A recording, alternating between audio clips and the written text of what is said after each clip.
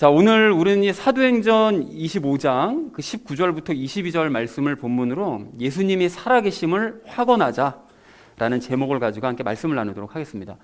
자, 우리가 그 지난주에 어떤 이야기를 나눴었죠? 그 베스도를 문안하기 위해서 찾아왔던 그 아그리빠 왕과 또 그 아그리빠 왕에게 그 베스도가 바울에 대한 이야기를 이야기하면서 그 설명해 준 이야기, 그 시작한 이야기를 우리 지난주에 함께 나눴습니다. 그래서 그 이야기를 나누면서 우리 지난주에 두 가지 이야기 나눴었거든요. 첫 번째 나눴던 이야기가 무엇이었을까요?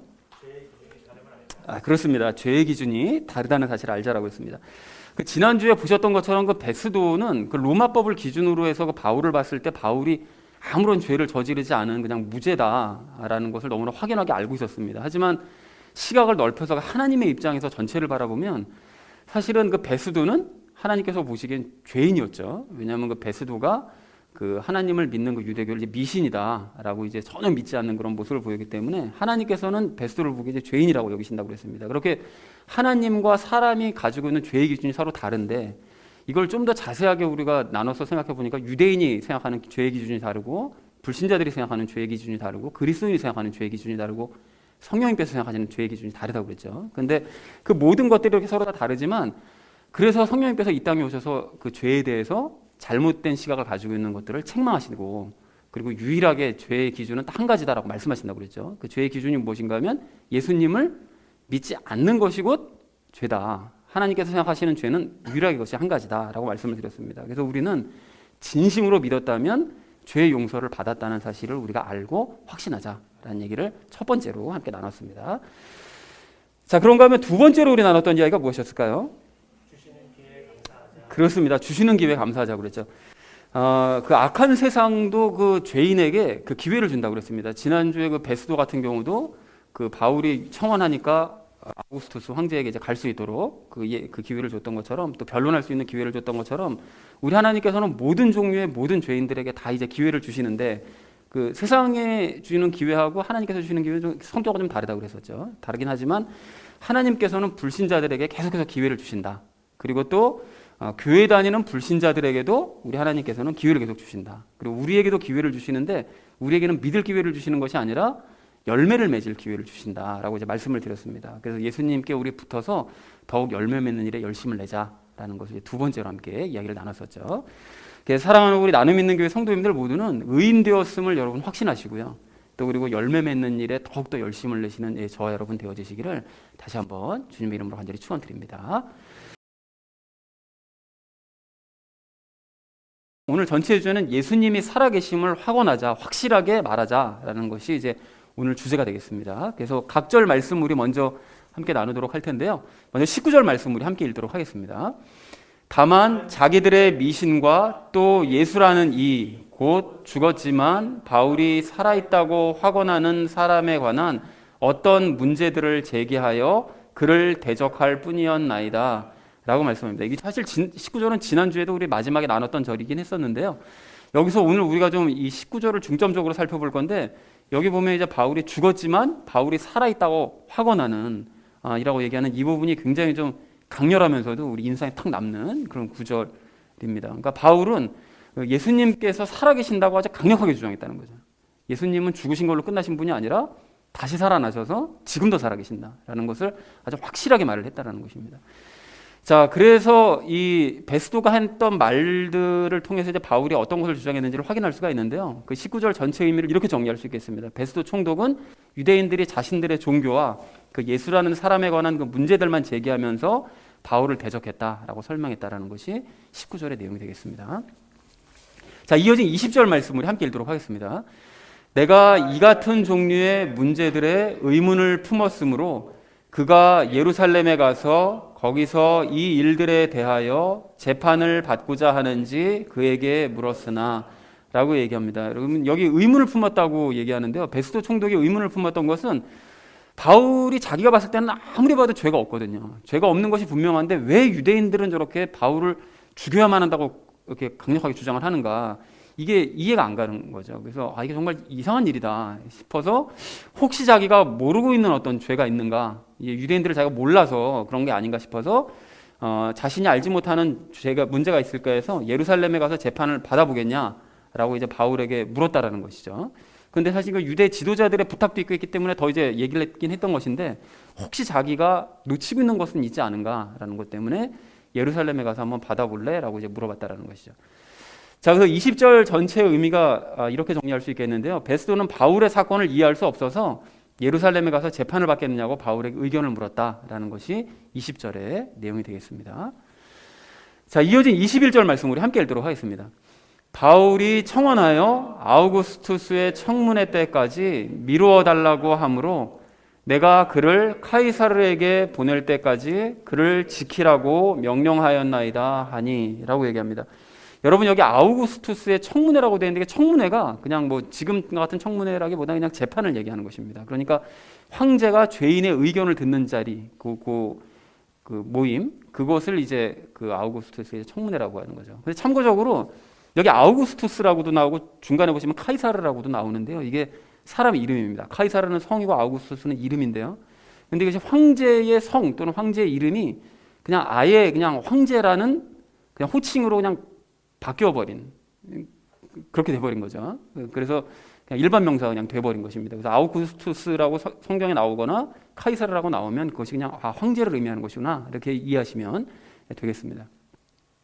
자, 그리고 이제 미루어달라고 얘기를 했다고 하는데 사실 바울은 그 재판을 미뤄달라고 요청하기보다는 그냥 유대인들에게 나는 가지 않겠다라고 강력하게 주장을 했죠. 그래서 내가 죄가 없는데 유대인들한테 갈 이유는 전혀 없다. 그러니까 나는 황제에 가서 재판을 직접 받겠다라고 이제 얘기를 했었죠.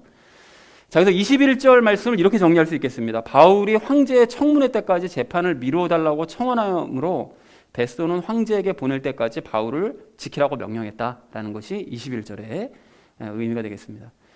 자, 이어진 마지막 22절 말씀 우리 함께 읽도록 하겠습니다.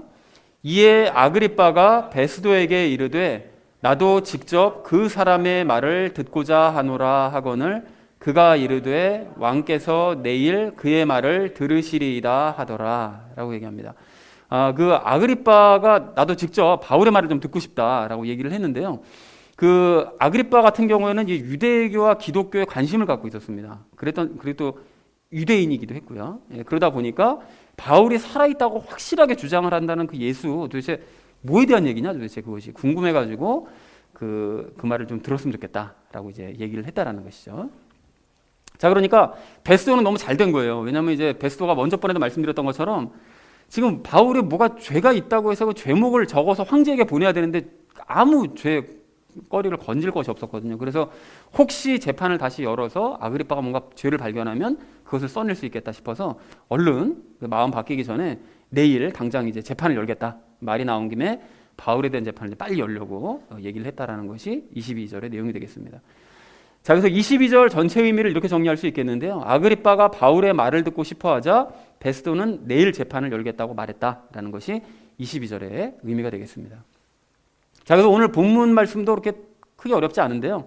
정리하자면 이렇습니다. 베스도는 유대교와 또 예수라는 사람에 대해서만 문제를 제기하는 것을 유대인들이 이렇게 문제 제기하는 걸 이해할 수가 없어서 바울에게 예루살렘에서 재판받을 것을 이제 권했지만 그렇지만 바울이 거부하고 황제에게 청원했기 때문에 이제 바울을 지켜둬라라고 이제 명령을 했다라는 것이 19절서부터 21절의 내용이 되겠습니다. 그리고 베스도의 말을 들은 이 아그리빠가 바울의 말을 이제 너무 듣고 싶다라고 얘기를 하니까 그래서 베스도는 다음 날 재판 일정을 바로 잡았다라는 것이 22절의 내용이 되겠습니다. 자, 그래서 오늘 본문의 이제 결론을 이렇게 맺어볼 수가 있겠는데요. 특별히 그 19절 말씀에 우리 주목해서요. 예수님께서 그 살아계심을 확언하자. 바울이 예수님 살아계신다라는 것을 확언했던 것처럼 우리도 예수님의 살아계심을 확언하자라는 것이 오늘의 이제 주제이자 우리가 적용 시간에 나눌 말씀이 되겠습니다.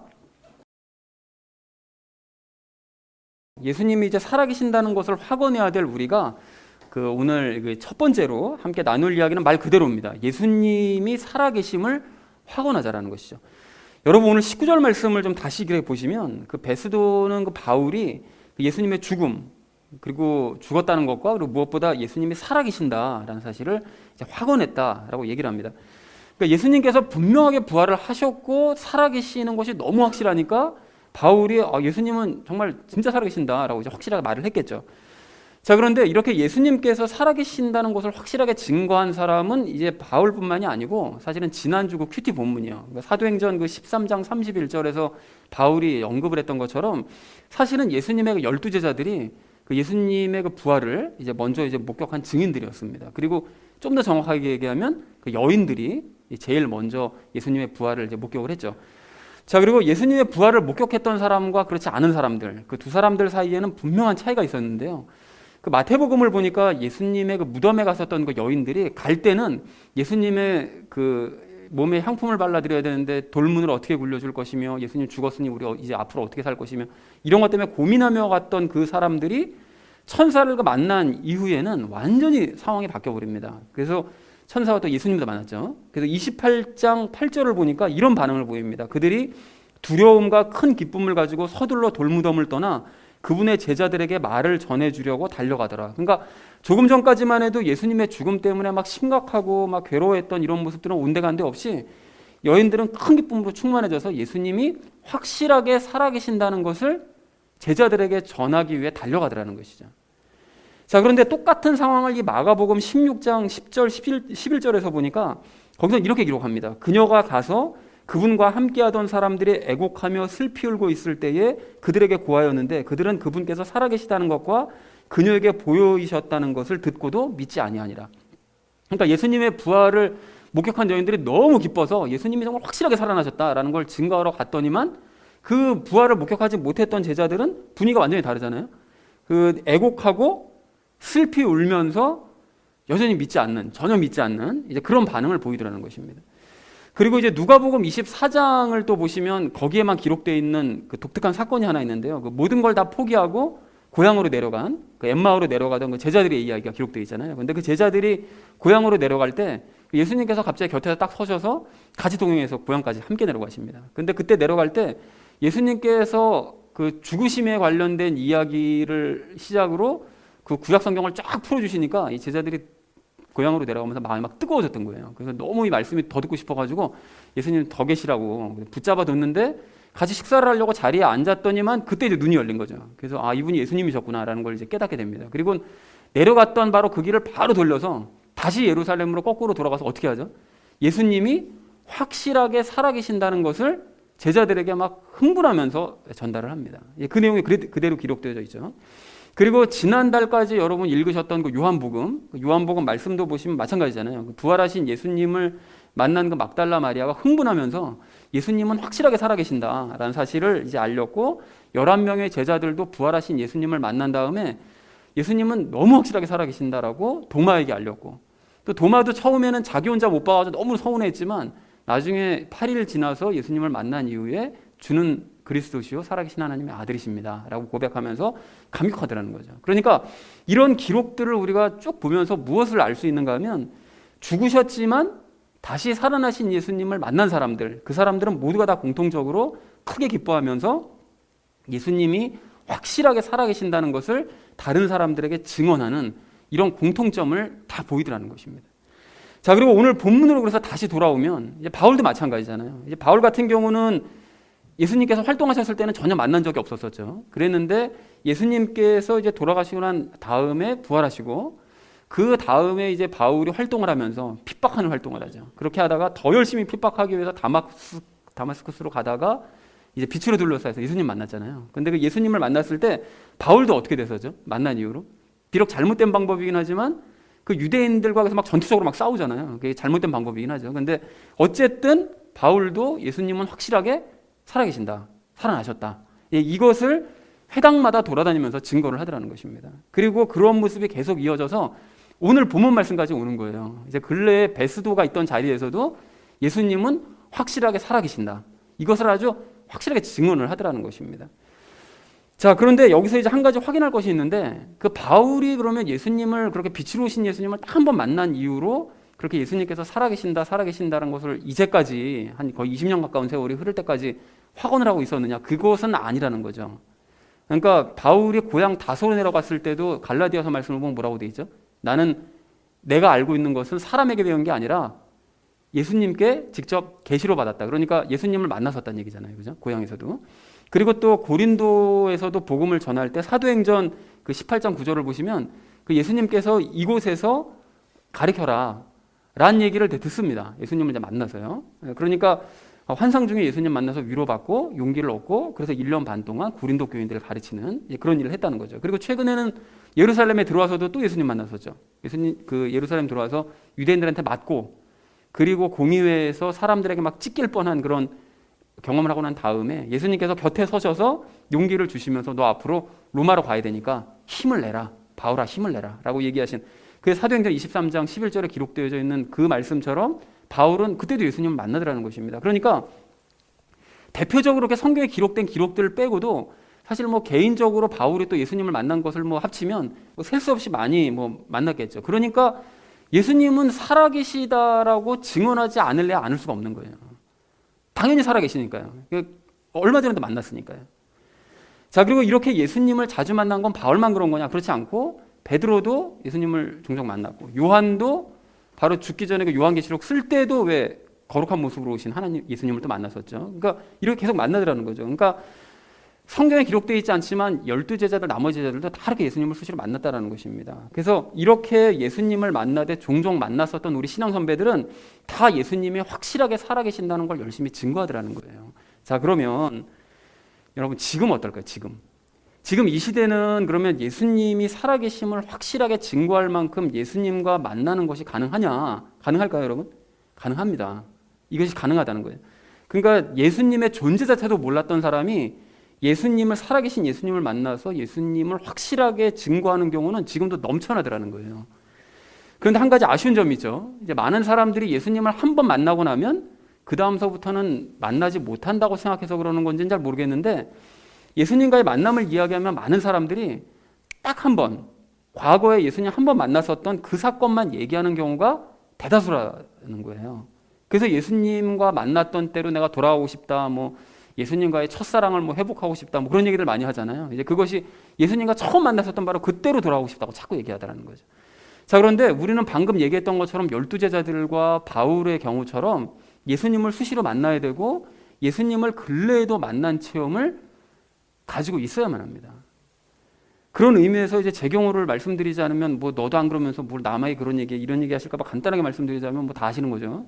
예수님을 이제 처음 만났을 때가 주일 저녁 예배 드리러 갔다가 그때 이제 예수님의 임재를 체험하면서 예수님 그때 처음 만났고요. 그리고 교회 개척하면서 너무 힘들었었던 그 새벽 어느 날 예수님의 음성 듣고 또 예수님과의 연합을 깨달으면서 예수님 다시 만났고요. 그 이후로는 예수님을 계속 이제 인식하며 살아가는 거죠.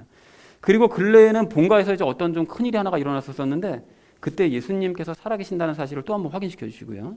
그리고 저번 주에는 어떤 찬양을 통해서 이제 큰 위로를 주기도 하셨습니다. 그러니까 이런 식으로 예수님을 만난 지 23년 동안 사실 제 인생에 개입해 주시고 역사해 주시고 능력 베풀어 주시면서 예수님께서 확실하게 살아계신다는 사실을 보여주신 사건을 다 얘기하자면 정말 셀 수 없이 많습니다. 사실은. 그래서 예수님은 확실하게 살아계신다. 그냥 바울이 그냥 뭐 확실하게 계신다고 그러니까 나도 흉내 한번 내보자 이게 아니라 정말 예수님은 살아계신다는 걸 확실하게 얘기하지 않을 수가 없는 거예요. 왜냐하면 근래에도 계속 그렇게 만나주시고 역사해 주시니까요. 자, 그런데 여기서 한 가지 조심하실 것은 그러면 어떤 이런 신비한 뭐 어떤 체험이나 뭐 이런 걸 해야만 예수님을 만났다라고 할 수 있는 것이냐, 그렇게 생각하면 안 된다라는 것입니다. 물론 예수님을 전혀 알지 못하는 사람이 예수님을 만나거나 아니면 말씀을 전혀 모르는 상태에서 갑자기 예수님의 음성이 들린다거나 그런 경우가 있을 수가 있죠, 지금도. 그리고 또 예수님과의 단절을 경험할 수 있어요. 그러니까 인생을 살아가시다 보면 그 어떤 힘든 일이나 아니면 뭐 특정한 어떤 시간이 딱 지날 때 예수님이 전혀 느껴지지 않는, 그래서 완전히 예수님과 단절된 것 같은 이런 느낌이 들 때가 있는데 그럴 때 인생의 바닥까지 내려가잖아요. 바닥까지 내려간 이후에 다시 예수님을 만날 때 좀 신비한 체험을 할 수도 있습니다. 그렇지만 성경이 그런 특별한 경우를 제외하고 이제 성경이 완성된 이후로는 예수님께서 다른 방법으로 우리를 만나주신다고 그랬죠. 그 방법이 뭐라고 그랬죠? 그 방법은 바로 그 매개체가 뭡니까? 성경입니다. 성경. 여러분 요한복음 말씀에 의하면 예수님이 곧 말씀이라고 그러셨잖아요. 그리고 또 얼마 전에도 말씀드렸던 것처럼 성경을 읽는 것이 곧 예수님의 음성을 듣는 거다라고도 말씀을 드렸었죠. 그러니까 성경을 자주 읽고 많이 읽으면 예수님의 음성을 자주 듣고 많이 들을 수가 있습니다.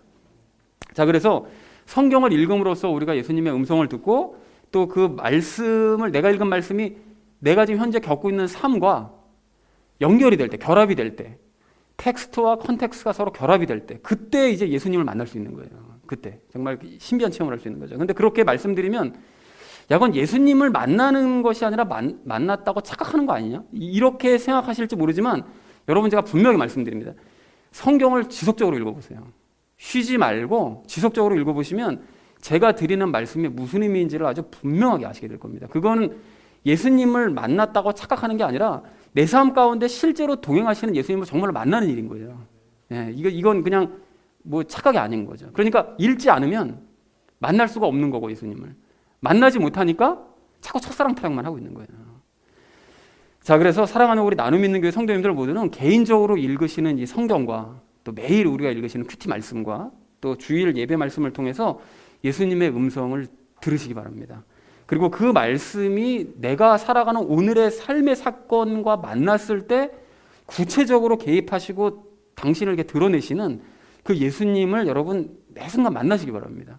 그래서 오늘 19절의 바울의 고백처럼 예수님은 확실하게 살아계시다, 이것을 증언하는 우리 성도님들 되시고, 또 최근에 내 삶 가운데 역사하고 동행해 주신 이 예수님을 확실하게 증언하는 저와 여러분 되어지시기를 주님의 이름으로 간절히 축원을 드립니다. 자, 예수님이 살아계심을 확언해야 될 우리가 오늘 두 번째로 함께 나눌 이야기는 바울이 무엇을 전했는지를 확인하자라는 것이죠. 여러분, 오늘 19절 말씀에서 좀 주목할 점이 있는데요. 그 베스도가 믿음이 없는 사람이잖아요. 근데 그 믿음이 없던 베스도조차 바울이 뭘 전했는지 두 가지는 아주 명확하게 기억하고 얘기를 하더라는 거예요. 그 두 가지가 뭐죠? 예수님의 죽으심과 예수님이 확실하게 살아계심.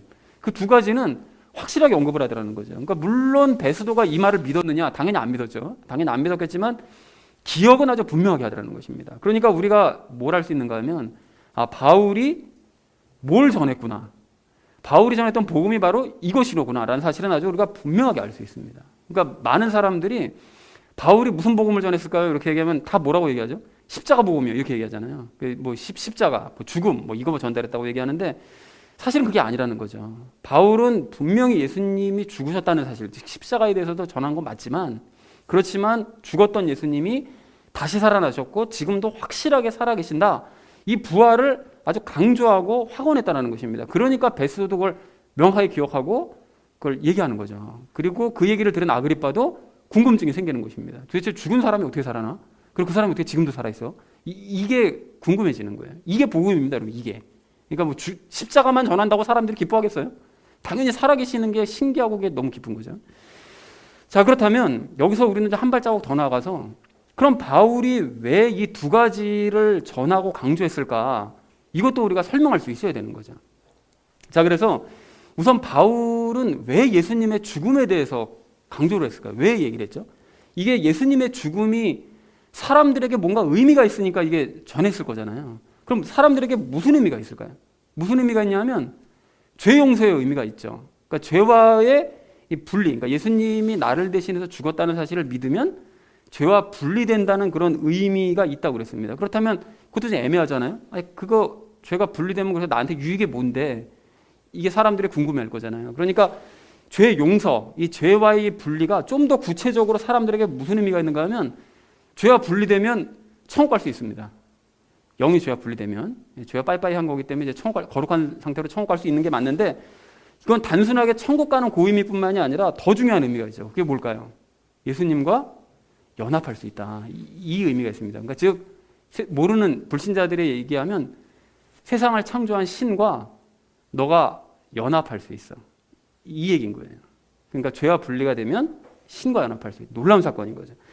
그래서 내 영이 죄와 분리가 되지 않으면 거룩하신 예수님과 연합할 수 없기 때문에, 그래서 예수님과 연합하기 위해서는 내가 죄와 분리가 되어야 되고, 죄와 분리가 되기 위해서는 예수님의 죽음을 믿어야 되기 때문에, 그래서 바울이 열심히 예수님께서 죽으셨다, 너를 위해서 죽으셨다라는 것을 열심히 강조하며 다녔다라는 사실을 우리가 확인할 수가 있다라는 것입니다. 자, 그러면 바울이 또 부활은 또 왜 전했을까요? 자, 부활은 왜 전했느냐? 부활이 사람들에게 무슨 의미가 있길래요? 무슨 의미가 있는가 하면 예수님과의 동행, 즉 창조주와의 동행이라는 의미가 있습니다. 이게 전 세계를 창조하신 그 하나님이 오늘 내 삶 가운데 나와 함께 걸으시고 모든 걸 같이 체험하시고 같이 아파하시고 괴로워하시고 또 기뻐하시고 하는 이 동행하는 이 의미가 있기 때문에, 즉 부활하신 예수님이 승천하셔서 천국에만 계신 것이 아니라 내 안에 들어오셔서 나와의 날마다의 삶을 함께 하신다. 이런 의미가 있다는 거죠. 만약 예수님이 부활하지 않으셨으면 내 안에 들어오실 수도 없고 나와 동행하실 수도 없는 거죠. 당연히. 그러니까 동행하시기 위해서는 부활하셔야 되고, 부활하시기 위해서 모든 일들을 하셨기 때문에 바울이 열심히 그 예수님의 부활에 대해서 증거하고 전했다라는 것입니다. 자, 그러니까 종합해 보면 예수님의 죽음과 부활이 없이는 죄 용서와 연합이 없죠. 그리고 또한 예수님과의 동행도 이제 불가능하기 때문에 예수님께서는 그 일을 이루기 위해서 십자가에서 죽으신 것이고 또 부활하신 것이고, 그래서 바울은 그 중요한 두 가지 사실을 복음을 전하는 곳마다 열심히 전했던 것이었어요. 그 두 가지를. 자, 그리고 이걸 다시 한번 생각해 보면 하나님께서 그러니까 가장 중요하게 생각하시는 것이 결국 뭘까요? 가장 하나님께서 중요하게 생각하시는 게 뭐냐면 결국 하나님 당신이 사람들의 삶 가운데로 들어가셔서 그들과 함께 살아가는 삶을 사는 것, 이것을 우리 하나님께서는 너무 중요하게 생각하신다는 거예요. 그것이 모든 우주를 창조하신 것의 그 결과물, 결국은 우리 인간들 각 개인과 삶 가운데 들어가셔서 함께 동행하시는 삶을 살고 싶으신 것, 이것을 가장 중요하게 생각하신다는 것입니다. 그러니까 그 일을 이루기 위해서 우리 예수님을 이 땅에 보내주신 거라는 거죠. 자, 그러니까 그리스도인들이라면 이런 개념을 알고 있어야 되는 거예요. 뭐 교회 왜 다니세요? 예수님 왜 믿으세요? 천국 가려고 믿죠. 무슨 예수 믿고 잘 살라고 믿... 이게 아니고요. 여러분 그건 의미가 없는 거고요. 그 큰 의미가 없는 거고, 이런 개념을 분명하게 알아야 됩니다. 창조주 하나님께서 저와 함께 삶을 살고 싶으셔서 이 땅에 오시고 죽으시고 부활하신 거예요. 라는 것을 우리가 분명하게 알고 있어야 되고, 알 뿐만이 아니라 실제로 예수님과 함께 동행하는 삶을 살아야 되는 거죠. 물론 이제 죄가 방해합니다. 우리 안에 죄가 방해해서 자꾸 그 동행을 자꾸 가로막고 막 믿지 못하게 만들고 여러 가지 회방을 하지만, 어쨌든 간에 그 동행하는 삶을 살아서 내가 의인이라는 사실을 그러니까 확실하게 주장해야 되고, 또 나와 동행하시는 우리 예수님을 바울처럼 확언하면서 사람들에게 증언할 수 있어야 된다는 것입니다. 예수님은 오늘도 내 삶 가운데, 아까도 예수님께서 나에게 역사해 주셨었고 오늘도 내 삶 가운데 지금 함께 동행하신다라는 것을 확실하게 증언할 수 있어야 된다는 것입니다. 자, 그리고 이렇게 십자가와 부활의 의미를 우리가 분명하게 알고 이제 점점 더 이제 깊이 있게 이제 알아가다 보면 이제 많은 신앙적인 어떤 의문들, 논란들도 답변을 할 수가 있게 돼요. 그래서 여러분 이것도 굉장히 참 중요한 얘기니까 여러분 한번 들어보십시오.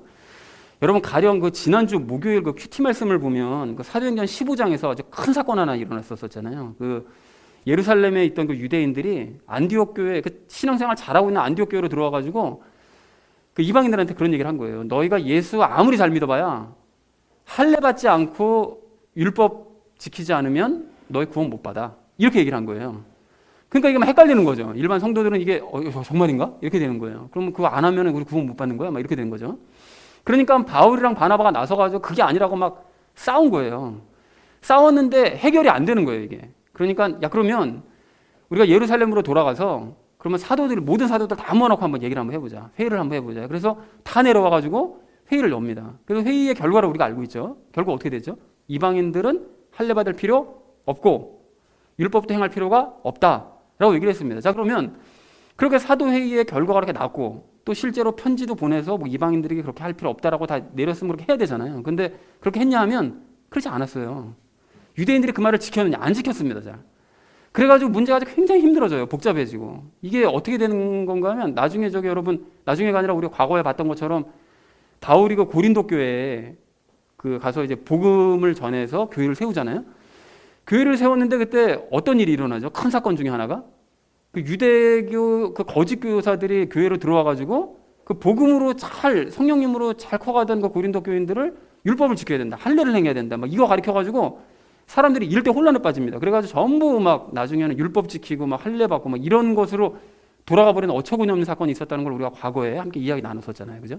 그리고 갈라디아 교회도 마찬가지로 성령님의 능력으로 복음을 전하고 그래서 교회를 다 기껏 세워놨더니만 할례 받고 율법 지키지 않으면 구원 못 받는다. 막 이래가지고 교회가 엉망진창이 돼버린 거예요. 그런 사건을 우리가 분명하게 이제 알고 있더라는 거죠. 그러니까 이처럼 해결되기 어려운 문제가 이 할례와 율법 문제였어요. 그러면 유대인들은 도대체 왜 이렇게 할례와 율법에 집착하는가? 이걸 왜 그렇게 이 예수님 믿음은 끝이라고 얘기하는데도 이거를 집착하는가라고 생각해 볼 필요가 있는데, 그래서 우리가 좀 함께 고민을 좀 해봤으면 좋겠습니다. 지금도 누군가가 뭐 할례 받지 않으면 안 된다. 그래서 여러분 좀 죄송한 얘기지만 남성들 우리 어렸을 때 포경 수술 받고 했던 것도 그게 선교사들이 와가지고 잘못 전해가지고 이렇게 된 거거든요. 우리나라하고 이스라엘만 그렇게 받잖아요. 다른 데는 그렇게 잘 안 하는데, 수술 안 하는데. 그러니까 이게 문제라는 거예요. 그러니까 이게 왜 그런지 우리가 고민할 필요가 있는데, 먼저 할례는 그 유대인의 시조라고 할 수 있는 아브라함 때부터 받은 거거든요. 그러니까 유대인이 처음 시작된, 그러니까 엄청 오래된 거죠. 그리고 하나님께서도 뭐라고 말씀하셨는가 하면 할례는 영존하는 언약으로 삼겠다. 그러니까 너희가 영원히 지켜야 된다는 거예요. 할례는 이렇게 말씀하셨으니까 유대인들 입장에서는 그럼 할례는 반드시 해야 되는 거네. 왜냐하면 영원히 하라고 그러셨으니까 라고 생각할 수밖에 없었다라는 것입니다. 그리고 율법 지키는 것도 말할 것이 없죠. 율법은 유대인들이 그렇게 존경에 맞지 않는 그 모세가 일단 얘기를 한 것인데다가 예수님 시대 때까지 1500년 동안 지켰어요. 지금까지 치면 3500년 동안 지켜온 것입니다. 그런데 무엇보다 또 거기다 예수님께서 마태복음 5장 17절에서 뭐라고 얘기하시죠? 난 율법 폐하러 온 게 아니라 율법을 더 굳건하게 세우러 왔다. 성취하러 왔다. 이렇게 말씀하시고, 또 바울도 로마서 3장 31절에서 우리는 믿음으로 율법을 헛되게 만드는 게 아니라 도리어 율법을 굳게 세운다. 이렇게 주장을 했기 때문에 유대인들 입장에서는 율법을 마땅히 버릴 수가 없는 거죠. 그리고 율법을 지키는 것은 당연한 거다라고 생각할 수밖에 없었다라는 것입니다. 자, 그러면 이 얘기를 이렇게 다시 나누고 나니까 안디옥 교회로 찾아와서 할례를 지켜야 되고 할례를 행해야 되고 율법 지켜야 된다라고 주장한 그 유대인들의 주장이 도리어 이게 맞는 거 아닙니까? 하나님께서 영원히 할례 받으라고 그러셨다면서요. 그리고 율법도 지키는 게 예수님도 맞다고 그러셨는데 왜 너희는 안 지키려고 그래? 이렇게 하면 할 말이 없어지는 거잖아요. 그죠? 자, 그런데 왜 그러면 사도들은 회의한 결과 할례 지킬 필요 없고 받을 필요 없고 율법 지킬 필요 없다라고 왜 그럼 얘기를 한 거냐? 그래서 이렇게 헷갈리는 이런 논란도 우리가 오늘 본문의 십자가와 이 부활 사건의 그 깊은 의미를 알고 나면 간단하게 해결할 수가 있습니다. 자, 그래서 먼저 여러분 할례부터 생각을 해보면요. 할례를 왜 행하는 거죠? 할례를 왜 받습니까? 여러분 여기에 대한 힌트가 그 신명기서 10장 16절하고 신명기서 30장 6절에 힌트가 있는데요. 거기서 모세가 뭐라고 얘기하는가 하면 마음의 할례에 대해서 언급을 해요. 마음의 할례. 그러니까 할례는 육체에 받는 할례보다 중요한 것이 바로 이 마음에 받는 이 할례다. 마음에 행하는 할례가 정말 중요한 거다. 이렇게 이제 강조를 하는데 마음에 행하는 할례라는 게 뭐라고 얘기했습니까? 영 안에 있는 그 죄된 마음을 잘라내는 게 그 마음의 할례라고 말씀을 드렸었잖아요. 그리고 또 여러분 오늘 가셔서 사전을 찾아보시면 그 할례라는 그 말 의미에는 마음을 정결케 하다라는 그 의미도 있습니다. 그러니까 실제로 마음을 깨끗하게 만드는 거예요. 그게 이제 마음의 할례인 거죠. 죄된 마음을 잘라내니까. 자, 그런데 구약 시대 때는 그 죄된 마음을 잘라버릴 수가 있었을까요, 없었을까요? 잘라버릴 수가 없죠. 왜 그렇습니까? 예수님을 믿어야만 이게 죄가 잘라지는 건데 예수님을 믿을 방법이 없잖아요. 예수님 오시도 않았는데. 그러니까 구약 시대에는 장차 메시아께서 오셔서 너희에게 마음의 할례를 행해 주실 때까지 그때 너희는 그것에 대한 그림자로서 그러니까 궁여지책으로 그냥 육체의 그냥 할례를 행하고 그것을 행하면서 너희가 어떻게든지 죄를 짓지 않기 위해서 노력을 한번 해보고 장차 받게 될 마음의 할례를 기대하게끔 하기 위해서 육체의 할례를 행한 거예요. 그걸 보면서 장차 그걸 볼 때마다 장차 메시아가 오셔서 우리에게 마음의 할례를 행해 주실 거야. 이걸 기대했었어야 되는 거였거든요. 그런데 마침내 예수님께서 오셨잖아요. 오셔가지고 예수님의 죽음을 믿는 사람들은 마음의 할례를 받게 되었습니다. 자, 그러면 마음의 그 죄와 그 영이 이제 분리가 됐기 때문에 즉 마음의 할례를 받게 되기 때문에 그런 사람들은 이제 굳이 육체의 할례를 받을 필요가 있습니까? 없습니까? 당연히 없는 거죠. 그러니까 육체의 할례는 마음의 할례를 받기 전에 이전 단계의 모습인데 이미 마음의 할례를 중요한 걸 받아버렸으니 육체의 할례는 더 이상 의미가 없어지는 거예요. 그래서 사도회의 때 예수님 믿은 이방인들은 마음의 할례를 이미 받았기 때문에 굳이 이제 육체의 할례를 받을 필요가 없다라고 결론을 내렸던 것입니다. 여러분 이해가 되십니까? 그러면 아까 전에 하나님께서 영원히 할례 받으라고 그랬는데 그건 어떻게 해결해야 되는 거죠? 이렇게 생각할 수 있잖아요. 그런데 마음의 할례가 할례잖아요. 그죠? 그리고 아까는 말씀드렸지 마음의 할례가 육체의 할례보다 더 중요한 것이라면서요. 그러니까 하나님께서 말씀하신 영원히 할례 받아야 된다는 것은 예수님께서 오시기 전까지는 육체의 할례를 받아야 되는 것이고 그 이후에는 마음의 할례를 받으니까 이미 예수님을 믿어서 마음의 할례 받은 사람들은 할례를 받은 것이라는 것입니다. 그러니까 하나님의 말씀을 어긴 것도 당연히 아니라는 거죠. 영원히 지켜야 될 언약이 맞다라는 것이죠. 자, 그런가 하면 율법을 지키는 문제는 그럼 또 어떻게 해결할 거냐? 여러분 구약 성경을 보면 율법 지키는 걸 너무너무 중요하게 여기시는데 구약 시대에는 마음의 할례를 받기 이전이었기 때문에 율법을 지키는 것이 당연히 더 어려웠겠죠. 왜냐하면 죄와 하나 돼 있으니 다 믿어지잖아요. 그리고 악한 마음이 자꾸 생기니까 하나님께서 지키라고 그러시는 게 더 안 지켜졌을 수밖에 없었습니다. 그러니까 율법을 아무리 지키려고 노력해도 지킬 수가 없었던 거죠. 그러니까 율법은 죄를 가진 인간의 노력으로는 전혀 지킬 수 없다는 게 너무 분명해졌고, 그래서 율법을 지킬 수 있는 유일한 방법은 죄 없으신 바로 예수님께서 그걸 유일하게 지켜내셨기 때문에 그분께서 나를 대신해서 그 율법을 행해 주실 것을 믿는 방법밖에는 없다라는 것을 확실하게 이제 예수님께서 보여주신 거죠. 그러니까 부활하신 예수님과 연합한 사람은, 날마다 예수님과 동행한 사람은 그분께서 나를 대신하여 행해 주실 것을 믿음으로 말미암아 율법을 지키려고 노력하는 게 아니라 어떻게 되는 거죠? 율법이 저절로 지켜지는 거죠. 지켜지는 거예요. 내가 율법을 지키려고 노력하는 게 아니라. 그러니까 믿음을 가지면 가질수록 예수님께서 율법을 지켜주게 만들어 주시기 때문에 율법도 지키라고 강요할 필요가 없다. 믿으면 예수님께서 그 사람을 통해서 앞으로 지켜지게 만들어 주신다라는 것이 확실해지기 때문에 사도회의에서 결론을 그렇게 내버렸다는 것입니다. 여러분 이것도 이해가 되시죠? 자, 그래서 예수님께서도 율법을 폐하러 온 게 아니라 너희가 나를 믿으면 율법이 완성될 거야. 이걸 이제 말씀하신 것이고, 또 바울도 역시 예수님께서 대신 행하시면 율법을 지킬 수 있기 때문에 율법을 우리가 헛되게 만드는 것이 아니라 굳게 도리어 세워지게 될 거다. 이렇게 주장을 했던 것이었습니다. 여러분 다 연결이 되시는 거죠. 자, 그러니까 이처럼 예수님의 죽음을 이해하면 할례에 대한 논쟁을 정리가 될 수가 있고, 또 부활하신 예수님과의 동행을 이해하면 율법에 대한 논쟁도 정리가 될 수 있고, 또 기타 다른 논쟁들도 십자가와 부활의 의미를 정확하게 알고 깊이 알면 해결이 될 수 있으므로 십자가와 부활의 의미를 바르게 깨닫고 그것을 전하는 것은 너무나 중요한 일이라는 것입니다. 그래서 사랑하는 우리 나눔 있는 교회 성도님들 모두는 바울이 왜 예수님의 죽음과 부활을 그토록 열심히 전했는지를 확실하게 이해하시기 바랍니다. 그 결국 동행 때문에 그런 거죠. 그리고 그것을 통해서 하나님께서 도대체 무엇을 가장 중요하게 여기시는가, 이것 또한 깨달으시기 바랍니다. 하나님께서도 중요하게 여기시는 것은 우리와의 삶의 동행이에요. 다른 거 바라시는 게 하나도 없습니다. 난 너와 함께 살고 싶다. 너의 삶 가운데로 들어가서 너와 매일의 평범한 삶을, 일상의 삶을, 지친 삶을, 힘든 삶을, 때로는 기쁜 삶을 너와 함께 누리고 느끼고 싶다. 이것만 바라시는 거죠. 그리고 예수님의 죽으심과 부활을 깊이 이해해서 이 신앙의 많은 의문점들을 여러분 해결해 나시고 바울처럼 그래서 그것을 확실하게 증거하는 저와 여러분 되어져 가시기를 주님의 이름으로 간절히 축원을 드립니다. 자, 이제 말씀을 정리합니다. 오늘도 우리는 두 가지 이야기 나눴는데요. 부활하신 예수님을 우리는 만나되 자주 만나는 체험을 해야 된다. 이제 그러기 위해서는 말씀과 내 삶의 사건을 통해서 예수님을 날마다 만나서 예수님의 살아계심을 우리가 확언해야 된다라고 이제 말씀을 드렸고요.